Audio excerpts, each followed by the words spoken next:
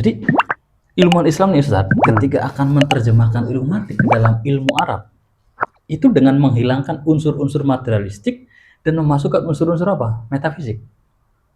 Sehingga dikenal nama istilah ilmu mantik yang dikenal dalam kitab Al-Akhdari, Sulamul Munawwarah, Idhahul Mubham, itu semuanya adalah sudah ilmu mantik yang sudah diislamisasikan. Sudah tidak berbenturan dengan keyakinan Islam. Tapi ketika kita membaca membaca kitab aslinya Aristoteles gitu ya, yang Aristoteles kan punya organon, punya kitab pusakanya mantik Barat itu namanya organon, itu yang ciptaannya Aristoteles itu. Kalau kita membaca organon itu pasti tidak bisa dimasukkan ke dalam unsur-unsur metafisik, karena semuanya adalah berawal dari fisik semua, ya kan, ontologi itu. Tetapi oleh ilmuwan muslim, cendekiawan muslim di masa Baitul Hikmah, atau malah kalau menurut Dr. Ali Sami An-Nasyar itu, tradisi filsafat dan tradisi mantik itu sudah berakar mulai dari siapa? Zaman Sayyidina Umar. Penerjemahan itu sudah mulai dari zaman dinasti Umayyah, tidak hanya di waktu Baitul Hikmah. Dr. Ali Sami An-Nasyar dalam penelitiannya itu ada di kitab Nash'atul Fikri Al-Falsafi. Oh, berarti lantas pemikiran filsafat ini sampai kepada Nabi berarti?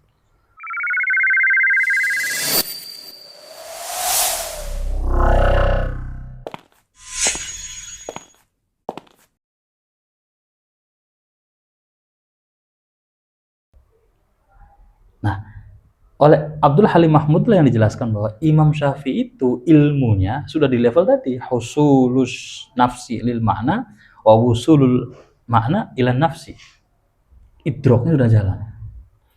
Tetapi filsafat fikir Yunani itu muncul dari apa? Penalaran empiris.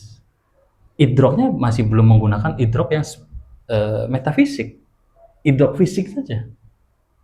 Jadi ilmu yang muncul itu dari apa? Dari materi fisik, ya kan? Makanya tidak mengenal ada wahyu, tidak mengenal ada alamul ghaib, tidak mengenal ada kekuatan metafisik, tidak mengenal ada kekuatan spiritual atau supranatural, karena dia tidak sampai di wilayah itu. Tapi Imam Syafi'i memahami al-wujud itu ya sekaligus apanya? Idroknya. Itulah akhirnya yang dikhawatirkan oleh Asy-Syafi'i tadi. Sedangkan ilmu Islam itu muncul dari mana, Ustaz? Dari materi atau dari wahyu? Dari wahyu. Dari wahyu. Maka kalau kita ilmu wahyu ini akhirnya kita pahami dengan teori materialistik, ya tidak akan nyampe, tidak akan masuk. Karena harus melibatkan idrok di situ, melibatkan wusul wal husul. Itulah yang diartikan oleh Imam Syafi'i, ada lisanul Arab dan ada lisanul Aristoteles. Sebenarnya lisan itu bukan berarti bahasa ya, tetapi adalah cara berpikirnya. Kayak al-hayawan an-natik gitu kan. Natik itu tidak cuma ngomong, tapi apa? Berpikir. Ya karena bahasa itu adalah sumber keilmuan suatu bangsa. Sehingga di kalimat adalah lisan. Lisanu Arab. Ya sumber keilmuan dari apa? Masyarakat Arab yang beragama Islam. Dan lisan Aristoteles sumber keilmuan oleh siapa?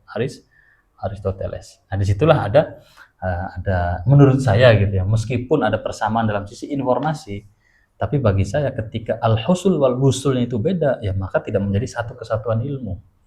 Karena ilmu dalam tradisi kita dipahami menjadi dua kemungkinan. Pertama adalah informasinya, ya, al-mawjudatnya, ya, al-ma'lumatnya. Nah, yang kedua adalah ilmunya itu, idroknya atau kemampuan intelektualnya. Begitu, Ustaz. Kemudian ini saya ingin meminta pemaparan, penjelasan mengenai silogisme yang dipaparkan oleh Aristoteles. Apakah pemaparan silogisme yang dipaparkan oleh Aristoteles itu benar dikemas oleh ulama-ulama Muslim sehingga menjadi filsafat atau yang kita kenal dengan ilmu mantik? Oke. Jadi lantas ilmu mantik itu memang bukan ilmu Islam dong? Berarti ada Islamisasi di situ atau bagaimana? Ya. Yang menarik sekali ini ya. Apakah mantik itu ilmu Islam atau bukan? Iya, ya. Okay. Soalnya perdebatan antara ulama Muslim pun terjadi. Iya. Kayak Fabnu Sholahi wan Nawawi harrama qala qaumun yang bagi ayu alama. eh, kalau kita merujuk pada satu kitab, yaitu kitab Sulamul Munawwarah itu, ya kita katakan bahwa di situ dijelaskan wadi'u hadzal ilm adalah Aristoteles. Berarti silogisme yang Itu punya yang Aristoteles digagas itu. adalah Aristoteles Punya murni. Aristoteles itu silogisme. Berarti ada Islamisasi di situ Nah, atau bagaimana? akhirnya mengapa mantik ini menjadi pelajaran dalam madrasah Islamiyah? Iya. Karena kalau mantiknya Aristoteles ya, yang sudah melalui penerjemahan Baitul Hikmah di Baghdad itu sudah dihilangkan unsur-unsur materialistiknya. Jadi ilmuwan Islam nih Ustaz, ketika akan menerjemahkan ilmu mantik ke dalam ilmu Arab, itu dengan menghilangkan unsur-unsur materialistik dan memasukkan unsur-unsur apa? Metafisik. Sehingga dikenal nama istilah ilmu mantik. Yang dikenal dalam kitab Al-Akhdari, Sulamul Munawwarah, Idhahul Mubham, itu semuanya adalah sudah ilmu mantik yang sudah diislamisasikan. Sudah tidak berbenturan dengan keyakinan Islam. Tapi ketika kita membaca membaca kitab aslinya Aristoteles gitu ya, yang Aristoteles kan punya organon, punya kitab pusakanya mantik Barat itu namanya organon, itu yang ciptaannya Aristoteles itu. Kalau kita membaca organon itu pasti tidak bisa dimasukkan ke dalam unsur-unsur metafisik, karena semuanya adalah berawal dari fisik semua, ya kan, ontologi itu. Tetapi oleh ilmuwan muslim, cendekiawan muslim di masa Baitul Hikmah, atau malah kalau menurut Dr. Ali Sami An-Nasyar itu, tradisi filsafat dan tradisi mantik itu sudah berakar mulai dari siapa? Zaman Sayyidina Umar. Penerjemahan itu sudah mulai dari zaman dinasti Umayyah, tidak hanya di waktu Baitul Hikmah. Dr. Ali Sami An-Nasyar dalam penelitiannya itu ada di kitab Nash'atul Fikri Al-Falsafi. Berarti lantas pemikiran filsafat ini sampai kepada Nabi berarti? Soalnya, kalau pemikiran filsafatnya sih saya tidak bisa memastikan ya, pemikiran filsafatnya, tapi kepada sahabatnya nyampe. Kepada para sahabatnya nyampe. Tetapi untuk apakah Nabi Muhammad secara final itu nyampe pemikiran itu, saya tidak bisa memastikan, karena saya belum menemukan literasinya atau belum menemukan satu riwayat gitu loh, bahwa Nabi Muhammad itu mengerti filsafatnya Yunani. Enggak, saya belum tahu itu, saya tidak bisa memastikan. Tapi paling tidak sahabat itu nyampe ilmu itu. Terlebih lagi ketika di zaman Abu Bakar, Sayyidina Umar itu Islam sudah mulai meluas ya sampai kan? ke Mesir, Sampai ke Alexandria, yang di situ adalah tempatnya apa? Filsafat Yunani. Gitu kan? Ke wilayah Mesopotamia gitu kan, Irak yang sekarang itu sudah menjamur filsafat sebelumnya gitu kan, filsafat sebelum Masehi itu ya filsafat Yunani itu gitu kan. Nah, maka di dalam tradisi Islam ya, mantik itu adalah salah satu ilmu logika yang sudah diislamisasikan, sehingga dikatakan dengan istilah apa? Ilmu mantik gitu kan. Karena apa? Karena kalau kita melihat ilmu mantik yang belum diislamisasikan, nanti akan terbatas pada wujud itu adalah yang pada askal yang tertentu itu. Ada kulli, juz'i, ada yang salibah, ada yang mujabah gitu kan. Nah, itu kan semua teori wujud yang sumbernya adalah fisik. Al-Ghazali yang membahas ini dalam kitab Mi'yarul Ilm dan Qistas Al-Mustaqim, bahwa al-wujud itu dipecah lagi oleh Al-Ghazali menjadi 6 gitu kan. Ada khayali, ada maddi, ada suri, semuanya itu. Ada akli oleh Al-Ghazali. Supaya apa? Maksudnya supaya begini. Keilmuan Islam itu dengan sendirinya itu sudah mengerti tentang apa? Ashkalul wujud, atau bentuk-bentuk wujud. Tanpa harus merujuk pada keilmuannya siapa? Mantik Aristoteles. Jadi kalau kita mau tahu mantik yang benar-benar Islam mana, ya pakailah filsafatnya Al-Ghazali. Pakailah buku mantiknya siapa? Al-Ghazali. Al-Qistas Al-Mustaqim, Mi'yarul Ilm, Kimyaus Sa'adah. Nah, itu semua adalah teori-teori logiknya siapa? Al-Ghazali. Tetapi sayangnya yang sampai pada kita itu logikanya Aristoteles dalam kitab Al-Mantik itu. Nah, kita jarang sekali mengkaji teori mantiknya siapa? Al-Ghazali, yang benar-benar teori mantik Islam secara 100% murni gitu. Nah, tapi yang masuk pada kita adalah mantiknya Aristoteles yang sudah diislamisasikan. Ya, tapi nggak bahaya juga. Makanya di dalam kitab apa itu Sulamul Munawwarah yang mengatakan waqala qaumun yang bagi an yu'lama, ya kan, terus apa? Ibnu Shalah wan Nawawi Haroma itu bukan ilmu mantiknya Aristoteles yang sudah diislamisasikan, tapi ilmu mantik yang dalam arti apa? Dalam arti kemunculannya secara awal. Organonya Aristoteles itu kalau kita baca hukumnya apa gitu. Nah, oleh Ibnu Shalah wan Nawawi Haroma. Tapi waqala qaumun bagi anju ulama, yaitu organon itu bisa kita pelajari dan bisa kita islamisasikan gitu loh. Sehingga akhirnya tafsir itu tidak masuk pada mantik yang sudah diislamisasikan. Ya. Itu cerita itu ya meskipun tidak secara literal ya, itu Al-Ghazali sudah menjelaskan itu di kitab Al-Muqidh minadh Dhalal. Bahayanya sofistik, bahayanya mantik, bahayanya filsafat itu dijelaskan semua oleh Al-Ghazali. Dan mana mantik yang tidak berbahaya itu dijelaskan semua oleh Al-Ghazali dalam kitab Al-Muqidh minadh Dhalal. Ya, akhirnya saya pahami dari pembacaan saya di kitab mantiknya Al-Ghazali dan kitab mantik-mantiknya Maba'ad Al-Ghazali gitu ya, kayak mutakhirin. Akhirnya saya menemukan kesimpulan bahwa yang dilarang oleh waqala qaumun yang dilarang oleh Imam Nawawi dan Ibnu Shalah itu adalah mantik yang masih murni ketika ditulis oleh siapa? Aristoteles sebelum diislamisasikan. Tetapi ketika sudah diislamisasikan, sudah tidak ada masalah. Harus sudah tidak menentang. Mana buktinya? Kita baca di kitab Al-Muqidh minadh Dhalal. Ya. Mantik itu fihi mafsadat wa fihi maslahat.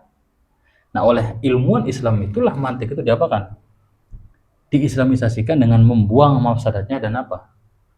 Menetapkan kebaikan-kebaikannya. Maka mantik yang mana dulu nih yang dimaksud mantik Aristoteles gitu. Ya, kalau silogisme iya, ilmunya Aristoteles. Tetapi kan tidak mempengaruhi keimanan muslim. Justru memperkuat. Makanya oleh ilmuwan Islam, ya, mantik atau silogismenya Aristoteles itu dijadikan sebagai apa? Dalil wujud. Ya kan, dalil akidahnya muslim.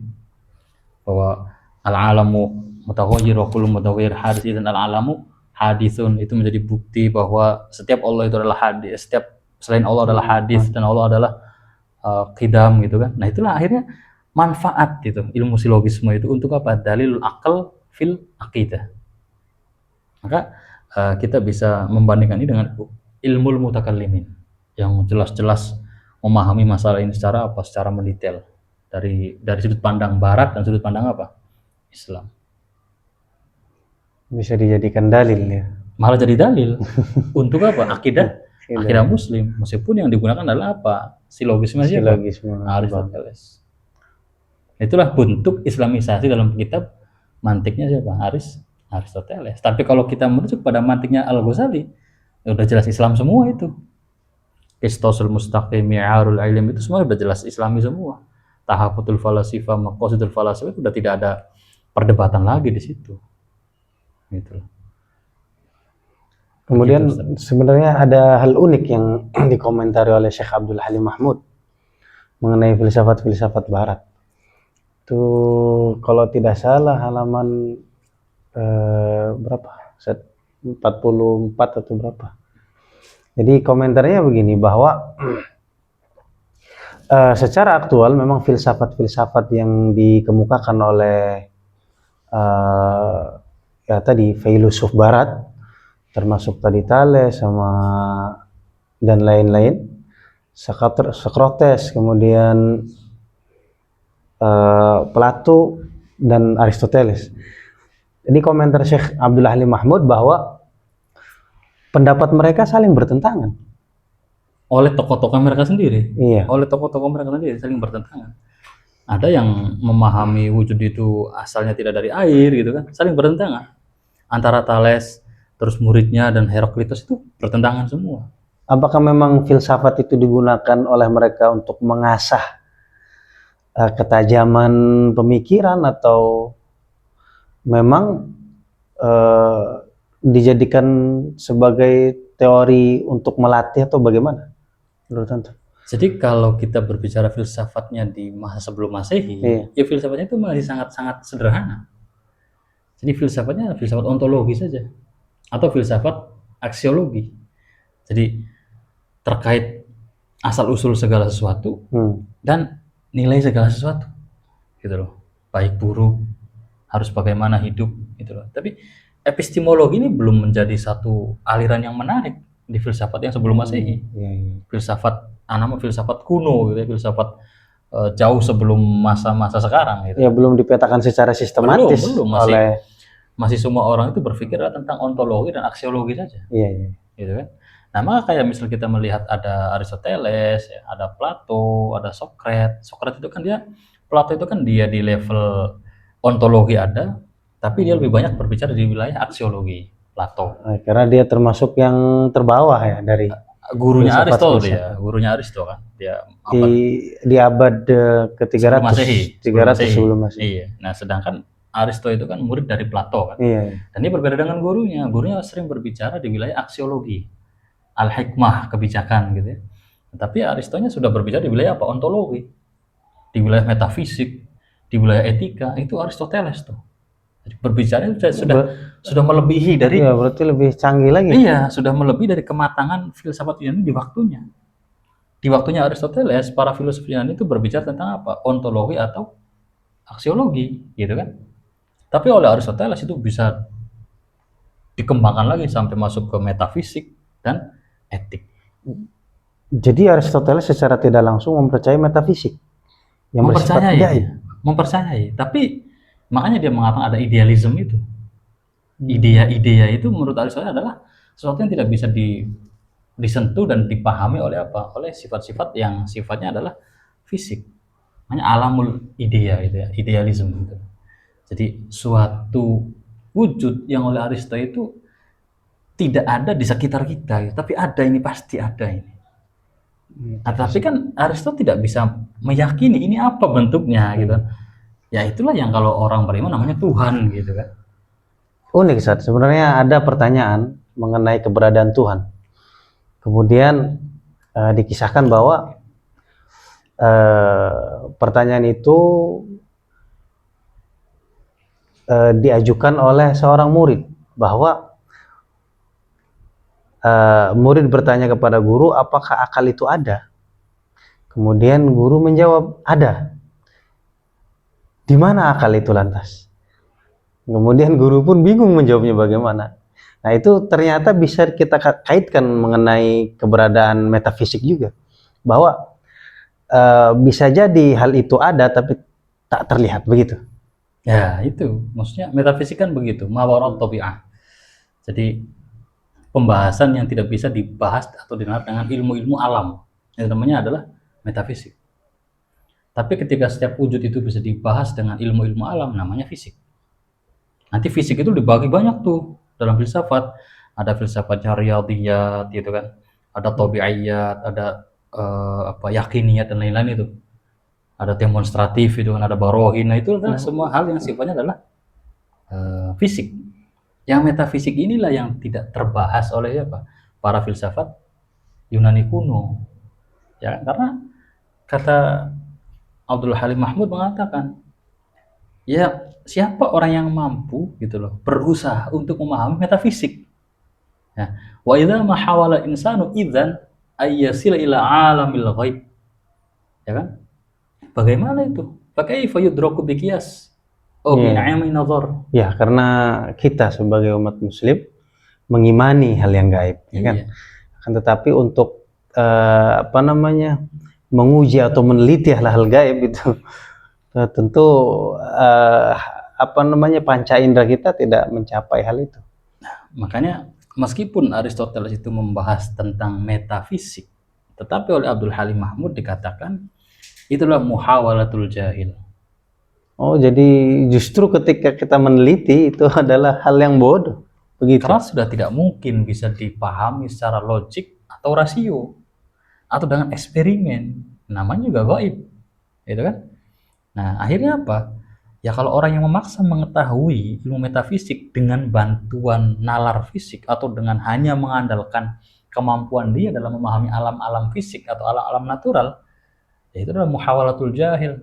Bukankah bisa secara aktual, bisa saja kita katakan bahwa dukun itu salah satu praktek metafisik. Dia menggunakan bantuan metafisik juga. Spirit, atau bangsa jin supranatural, bagaimana menurut guru? Jadi begini Ustaz, yang saya pahami adalah bahwa supranatural itu terkadang masih fisik juga. Masih fisik. Ya, cuma kan dia tidak natural saja, di atas natural. Nah, kan? Kita paham ada logik, ada rasio gitu. Iya. Logik itu kan bukan berarti yang tidak bisa dirasio itu nggak logik. Justru beda levelnya. Kalau logik itu kan sesuatu yang masuk akal. Kalau rasio itu adalah sesuatu yang bisa diukur dengan sebab akibat, dengan eksperimen, itu rasio. Tapi logik itu adalah di atasnya rasio. Ya siapa tahu ilmu-ilmu seperti itu dia tidak rasio, tapi dia logik. Sehingga tetap masih apa? Masih di level fisik. Cuma dia supra saja gitu loh. Di atasnya yang natural, di atasnya yang fisik gitu. Tapi yang metafisik ini adalah pasti tidak mungkin bisa dinalar dengan hanya mengandalkan fisik. Karena apa? Dia membutuhkan keimanan, membutuhkan kepercayaan, yaitu wahyu itu, gitu kan? Bila kaifu wa bila kam, gitu kan? Sudah, itulah metafisik. Nah, maka di sini saya bacakan statementnya Syekh Abdul Halim Mahmud bahwa fa innahu yuhawilu sayra fi tariqin mughlaq. Orang yang memaksa mengetahui metafisik dengan hanya mengandalkan fisik. Itu apa? Yuhawilu sayra fi tariqin mughlaq. Maksa berjalan di jalan yang buntu. Itu satu. Yang kedua, muhawalatul jahil. Percobaan yang tidak masuk akal sudah. Ketiga, muhawalatun buniyat ala asasin khotiin. Sudah salah ini dasarnya, pasti lebih salah lagi ke depannya. Fakullu ma tasilu ilaihi min nata'ij innama hiya takhabbutun wa dhalalun wa jahlun.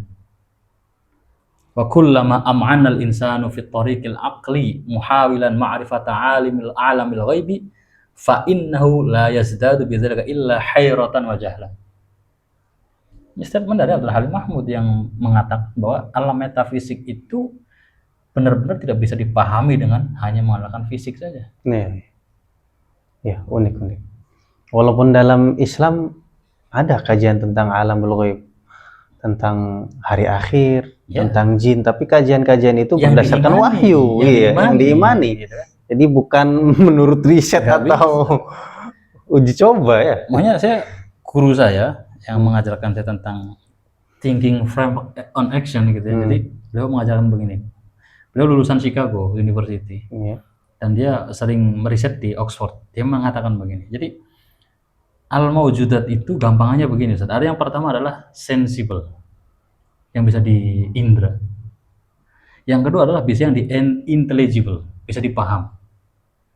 Kita nggak paham sakit itu kan nggak bisa nih. Mana sih sakit tuh bentuknya gitu kan? Kebodohan, kepintaran itu nggak ada bentuknya tuh. Tapi intelligible, bisa kita pahami gitu loh. Ditanyain 1 tambah 1 3. Nah ini jelas nih wujudul jahil gitu kan. Intelligible ya, meskipun bukan apa? Sensible. Tapi kalau panas, dingin itu adalah sensible. Bisa dirasa.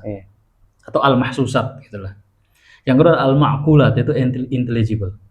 Nah, yang ketiga adalah al-ghaibiyah atau unimaginable. Nggak bisa dibayangin, sudah titik. Dan semuanya itu tiga-tiganya adalah al-mawjudat. Menurut Prof. Zaini Utsman yang mengajarkan saya tentang apa? Tentang eksistensi dan esensi. Nah, masuk di sini. Jadi kalau kita memahami ini adalah sensibel, ya pahami dengan sense, ya kan? Ilmu keilmuan apa? Keilmuan sensibel yang bisa dirasa. Kita akan masuk pada teori yang sifatnya adalah intelligible, ya jangan sensibel yang masuk, tapi harus apa? Intelektual.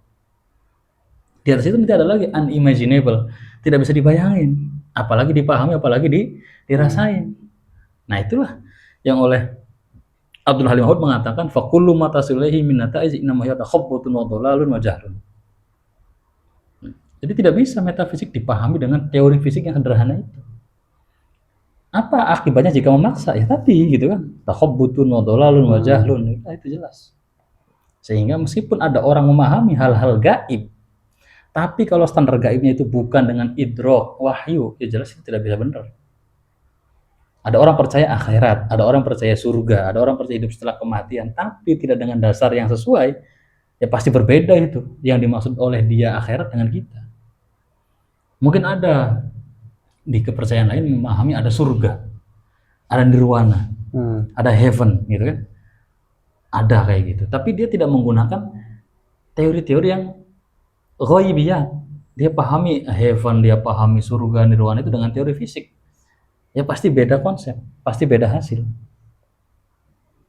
Karena unimaginable dipaksakan dipahami, ya susah Ustadz. Iya. Meskipun punya tujuan dan punya punya conclusion, punya kesimpulan, ya sudah. Apa itu kesimpulannya? Kesimpulannya pasti apa? Pasti salah, keliru sudah itu. Yang kita tidak tahu apa-apa, maksa pengen mengambil kesimpulan gitu loh. Nah maka saya akhirnya menghubungkan teorinya guru saya dengan Syekh Abdul Halim Mahmud. Karena dua-duanya jago juga nih di filsafat barat gitu kan. Satunya mazhab Sorbonne, satunya mazhab Oxford, ya memiliki kesesuaian gitu. Dan keduanya itu adalah salah satu orang yang belajar di barat tapi dia tidak terpengaruh Tidak barat. terpengaruh. Justru Karena dia memang dasarnya memang kuat. kuat sekali gitu. Justru akhirnya beliau-beliau itulah yang menjadi idola saya gitu, bahwa untuk belajar dengan orang barat itu tidak harus menjadi barat dulu gitu ya. Ya Al-Ghazali kan begitu dia. Belajar dengan segala orang, belajar dengan segala keilmuan, tidak harus akhirnya apa? Menggadaikan apanya? Keimanannya. Nah ini terima kasih banyak nih Ustadz. Mungkin cukup sekian pertemuan kita kali ini. Kita cukupkan dengan doa khitamul majlis. Subhanakallahumma wa bihamdika asyhadu an la ilaha illa anta astaghfiruka wa atubu ilaik.